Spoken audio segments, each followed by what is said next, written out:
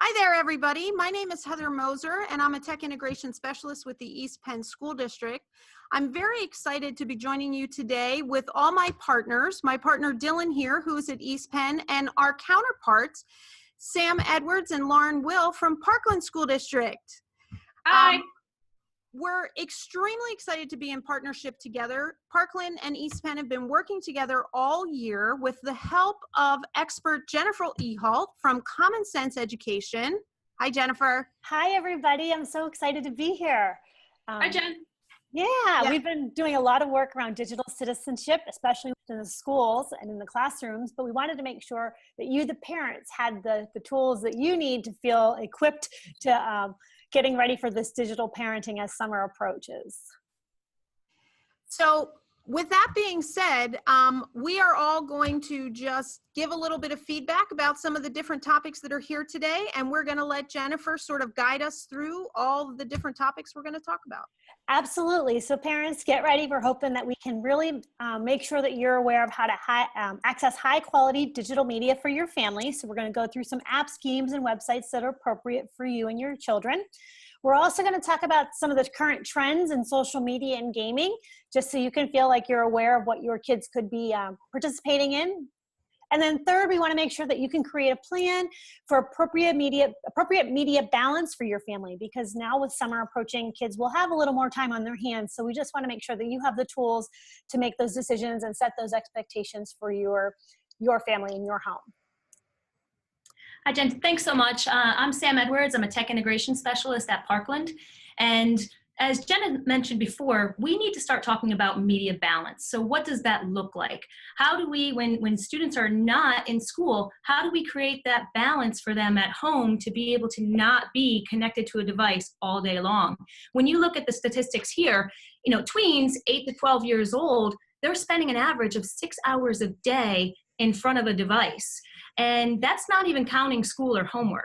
So right there, we're looking at 4.5 hours in front of a screen. And if we're looking at teens, and we're looking at teens 13 to 18 years old, they're actually 9 hours. And they're spending about almost 7 of those 9 hours in front of a screen.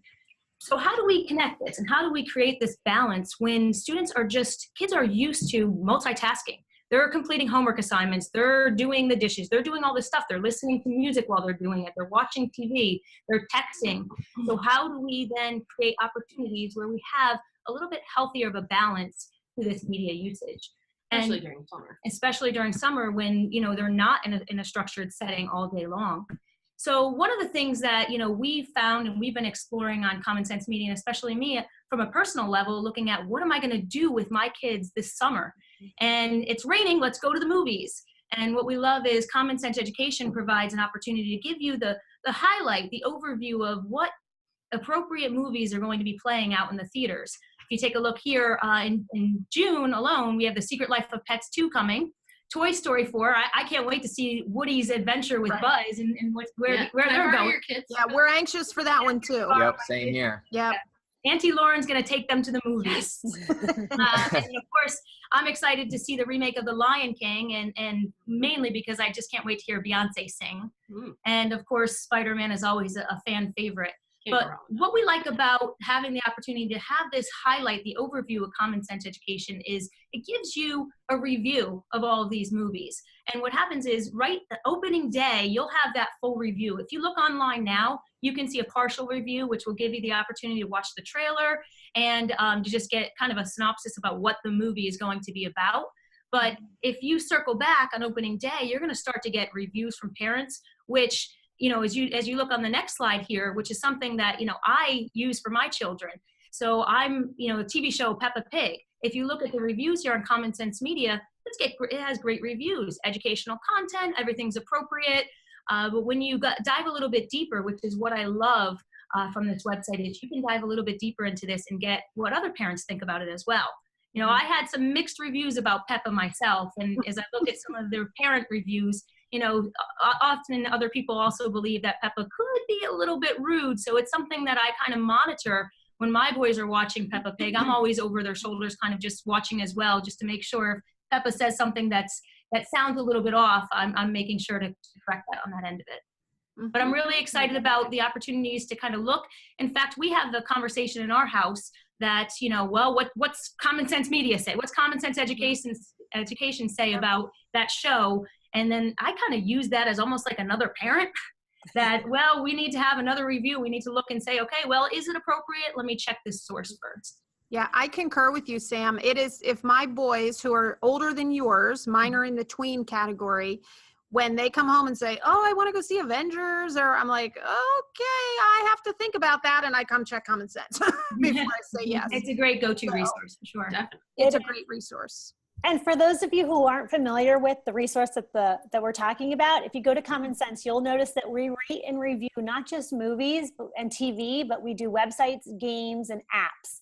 And we also do YouTube channels and Netflix. So just as a background or a foundation so that you know that pretty much anything your kids are tapping into, we have some type of review to guide you through those decisions. I like that it is younger kids all the way up through teens as well. Yeah, we start at age 2 with our reviews. So good stuff. Yeah. So this next topic we want to talk to you about are road trip apps. I'm sure many of you guys will be taking vacations, whether you're driving, flying. We always want to make sure that we have activities for our kids, right? And sometimes those activities lead to a little bit of screen time, which is okay. So we just wanted to share some great, things to consider, especially not only around age appropriateness, but also they don't need Wi-Fi. So that's always something too. You don't have to worry about downloading. Yes.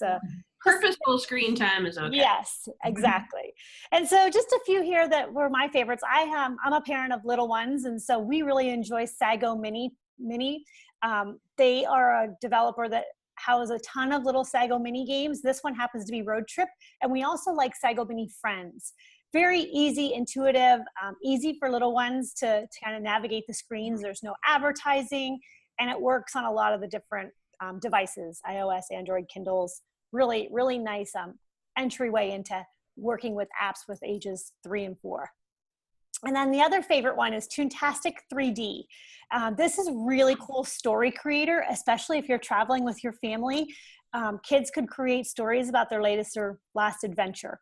And even if it's in their backyard, that's okay too. So just really neat 3D graphics. It's tied to Google. So when they're done creating their story, it can actually be turned into a movie. So a really nice way to, capture family memories. So those are my 2 favorite. Heather, you were going to talk about a couple? Yes, I had this Scribblenauts Remix and Field Trip. I looked pretty closely at those because, as I mentioned, my sons are 10 and 13, and we are planning a trip. We are driving up to Canada, and so I'm a little bit dreading all that time in the car. Oh, come on, that'd be fun. I know. So these are 2 that I've looked at thanks to the Common Sense reviews. And the Scribblenauts Remix is really kind of neat. It is a game, much like you think of, okay, I'm going to show my age here, but the Mario Brothers, where they're going through they're going through the boards and they're jumping and they're collecting coins. But what's interesting about this is that you type in the words that you want things to appear. So if he needs to jump, you type in Pegasus and this winged Pegasus appears and he goes flying off. So they have to really think creatively.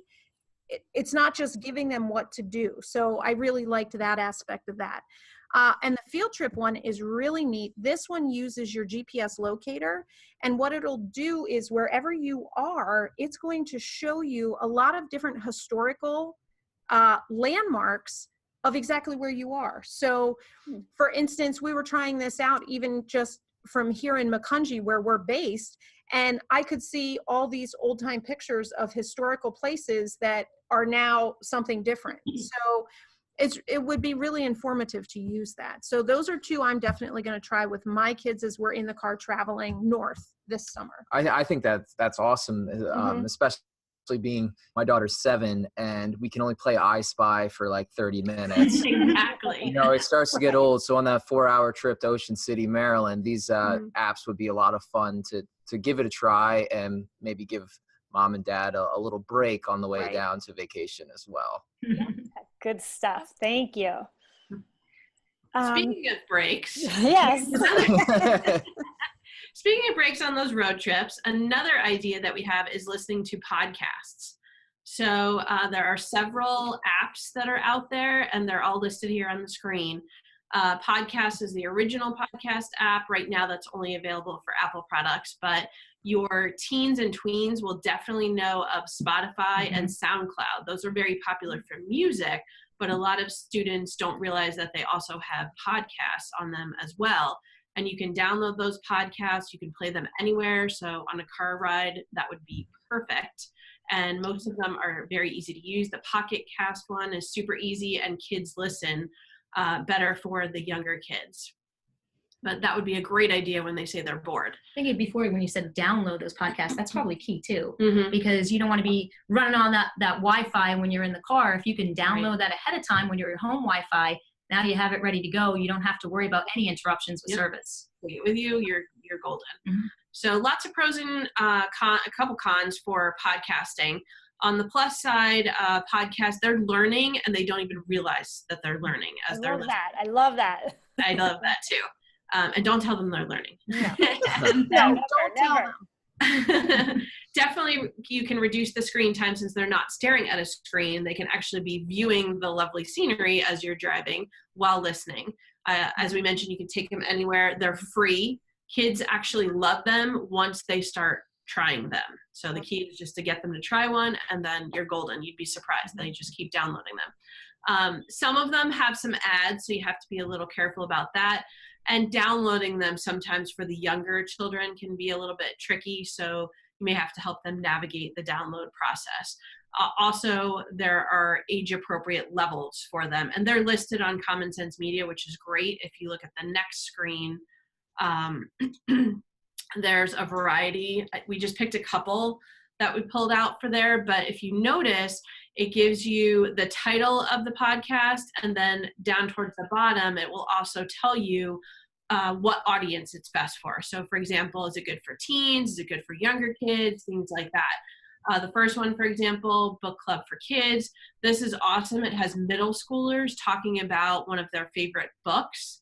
And there's a public radio figure who goes back and forth with them, kind of facilitates a discussion about the book. So that's really cool. Very good for teens and tweens. Tumble is a really cool one for STEM opportunities. It gets kids excited about science. Scientists are talking about their discoveries and how they actually discovered some sort of scientific thing. So kids get kind of roped in and intrigued by that one. Eleanor Amplified is one that if your kid is adventurous and likes a mystery, that's kind of cool. It's also narrated by a young girl, so that's kind of neat. The last one, Spare the Rock and Spoil the Child, is awesome because I remember listening to Kids Bop over and over and over again. So those songs, or you're playing the same songs on a CD in your car over and over.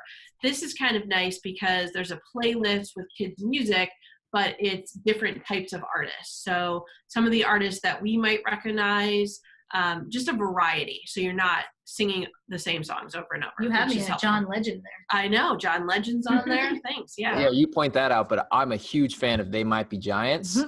Being a former science teacher, they have this album, Here Comes Science, and all based off of like science facts. They also have an album about ABCs and 1, 2, 3s for like primary level grades. They're really great.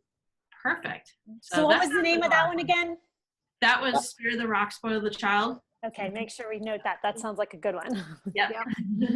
Good stuff. Okay, so Dylan's going to take us through some social media platforms. Yeah, so Heather and I are going to kind of split this, and I'm going to talk a little bit about the education side. A lot of these can be kind of intimidating and scary to parents when they hear the words like social media and RPG games and stuff. So we're going to kind of shed some light from the education side as well as the parent side.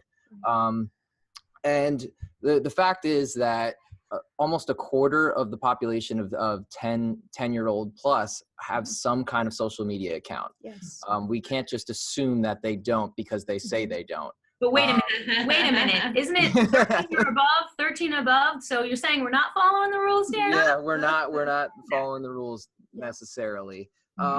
So kind of coming from the education side, one of the things that social media does is it can teach responsibility and digital citizenship.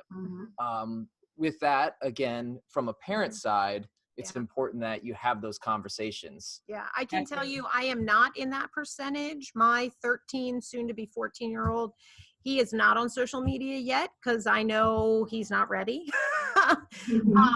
And yet he does keep asking. So I know that we'll be wading into these waters. Like Dylan said, I do see that there's positives that Instagram, Snapchat with parental guidance could help him expand his network and connect with people outside of his small world sometimes. Yeah, and I think that it's kind of crazy, this trajectory that we're on with these job markets, how they're right. evolving. One of the things that I found interesting on just a quick Google search, digital content growth manager. Sounds wordy, but it's a social media manager. Right away, the top two in was Disney and ESPN.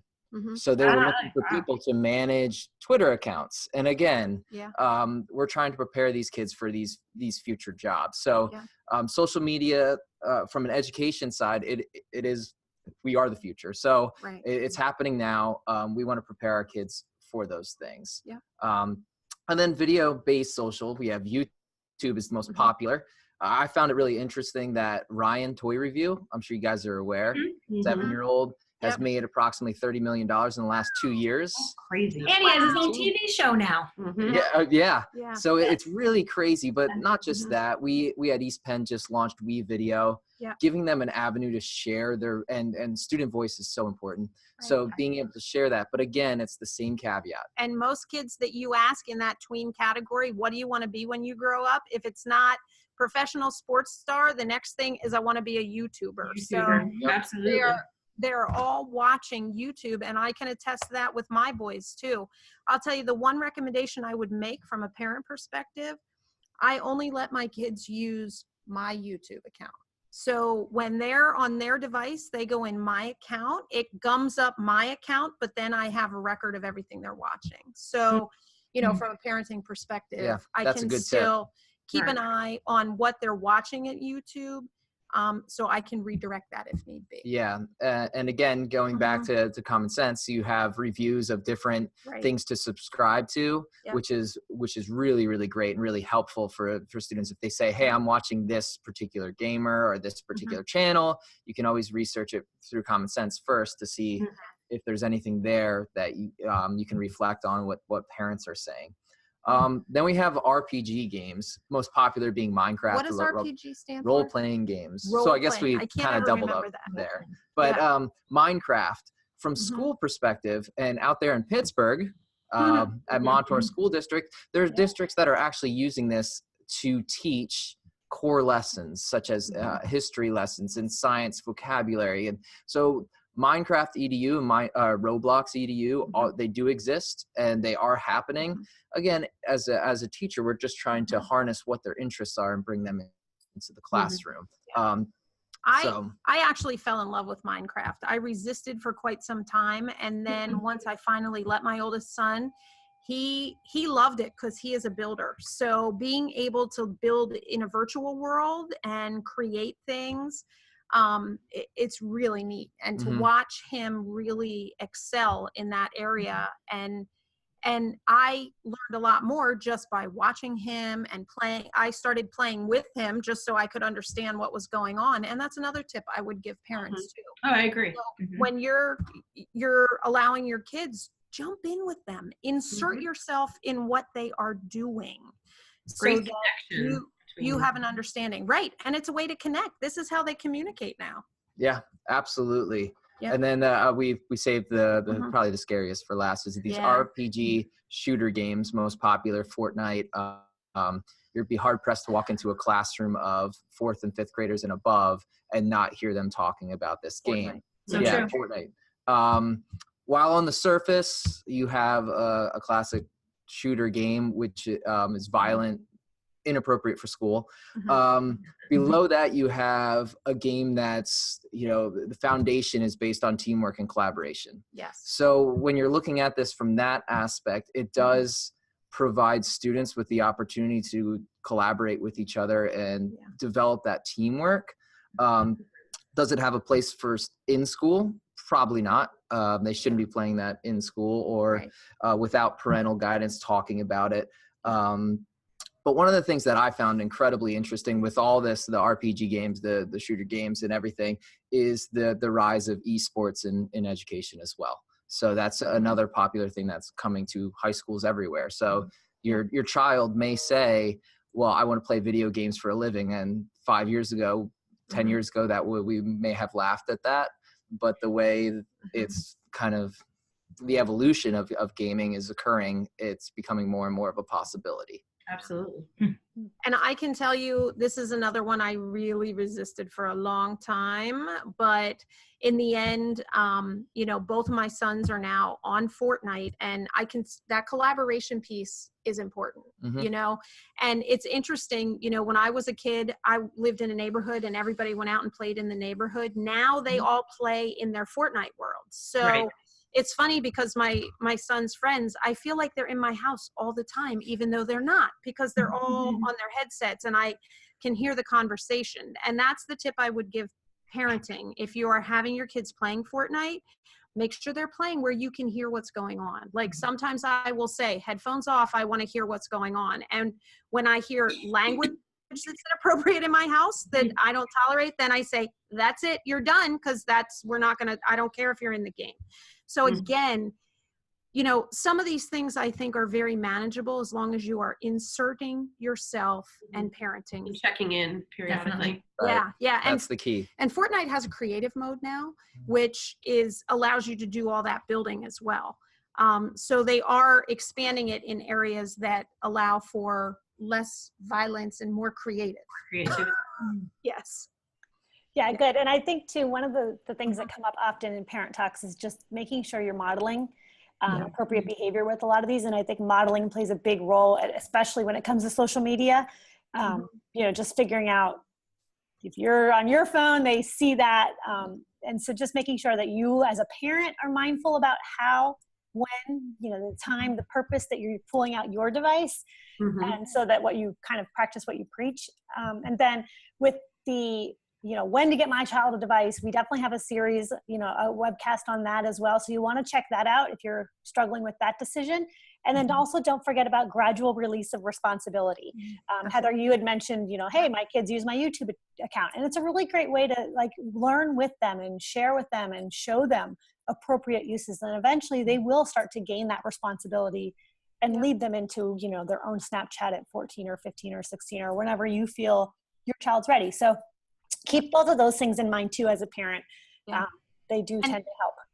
The thing is, Jennifer, keeping them locked down from all of this is really unrealistic in the world that they live in, because they have to socialize with their friends, and these are the ways they're doing it. And so by saying no, no, no, and that's the end of it, that's not a really reasonable solution for kids nowadays. You run the risk of them ostracizing themselves from everybody else.